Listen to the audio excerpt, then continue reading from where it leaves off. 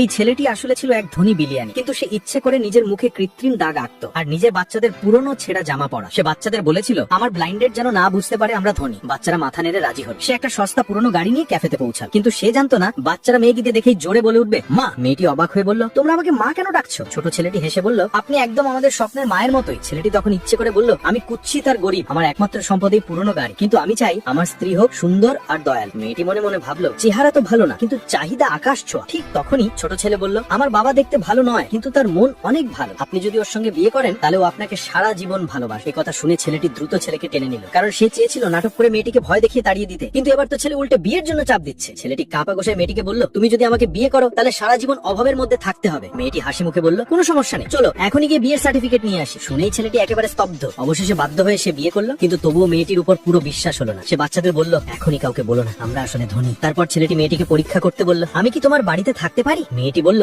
থাকতে পারো, তবে ভাড়া দিতে হবে। ছেলেটি বলল, আমার কাছে টাকা নেই। মেয়েটি রাগ করতে যাচ্ছিল, ঠিক তখনই বাচ্চারা কাঁদতে শুরু করলো। যদি মা আমাদের ঘরে না নেয় তাহলে আমাদের রাস্তায় ঘুমাতে হবে। মেয়েটির মন নরম হয়ে গেল। সে তাদের নিজের ঘরে নিয়ে এলো। বাড়িতে এসে মেয়েটি বলল, আগামীকাল থেকে কাজ খুঁজে নিতে হবে, কারণ দুই বাচ্চার পড়াশোনা আর খাবার খরচ অনেক। ছেলেটি অবাক হয়ে জিজ্ঞেস করলো, তুমি আমার বাচ্চাদের জন্য এত কিছু করবে কেন? মেয়েটি হেসে বলল, এখন তো বিয়ে হয়ে গেছে, তাহলে এরাও আমার সন্তান, আমি এদের পুরো দায়িত্ব নেব। সে আরো বলল, আজ রাতে আমি সবার জন্য রান্না করবো। বাচ্চারা খুশি হয়ে বলল, আমরাও মায়ের সঙ্গে রান্না করবো। রান্নাঘরে যখন সবাইকে একসাথে হাসতে খেলতে দেখলো